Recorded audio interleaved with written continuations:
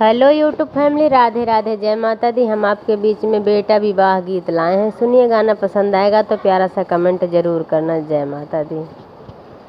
राम बियाहन चले राजा दशरथ, बरहउ बजना बजाई जी।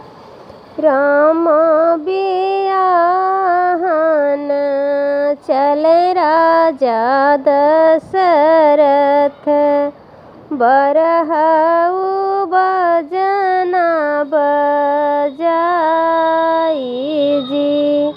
बीच महलिया में नाचै नचनिया, धनी दशरथ भाग्य तोहार जी। बीच महलिया में नाचै नचनिया, धनी दशरथ तोहरी भाग्य जी। जाई बारात जनकपुर पहुँची, गलियाँ में आड़ू झैमियान जी। जाई बारात जनकपुर पहुँची, गलियाँ में आड़ू झैमियान जी। राम लखन मिली पूछन लागे, कौन है जनक दुआर जी।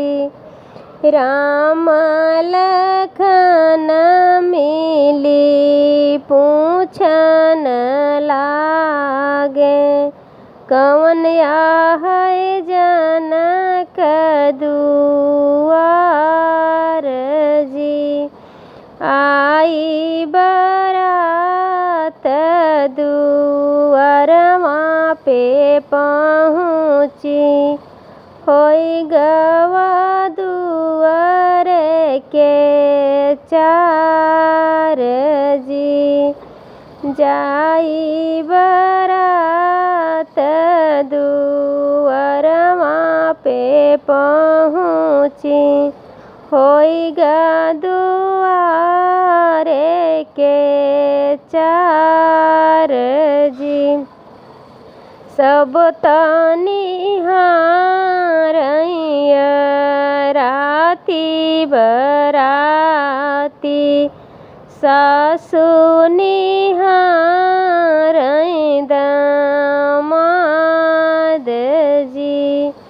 सब तनिहारैया राती बराती, सासु निहारै दामाद जी। लक्ष्मण निहारै जनक मड़उआ, धन्य बरैया तोहरा हाथ जी। लक्ष्मण निहारै माड़ऊ के पुतरी, धन्य बढ़ैया तोहरा हाथ जी। नहीं हम लेबै ससुरुअन धन सोनावा, नहीं लेबै छकड़ा लदाई जी। नहीं हम लेबै ससुरुअन धन सोनावा, नहीं लेबै छकड़ा लदाई जी। हम तले बई ससुरु तोहरा बरैया जे ऐसन माड़ऊ सजाई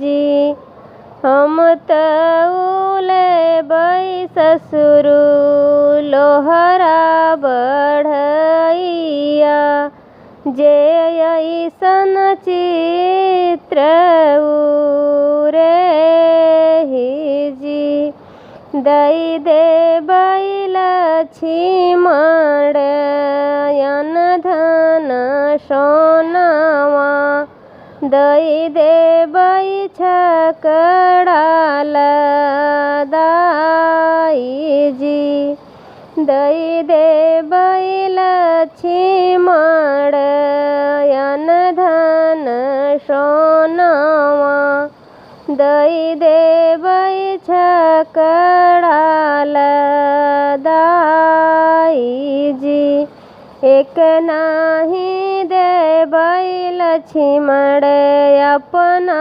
बरैया जे ऐसन माड़ऊ सजाई जी एक नाही दे लक्ष्मण लोहरा बढ़ैया जे ऐसन चित्र रे जी भीतरा से निसरी माता सुनयना सुन स्वामी अरज हमार जी भीतरा से निसरी माता सुनयना सुन स्वामी अरज हमार जी चंदा सूरज जैसे बेटी संकल्प्या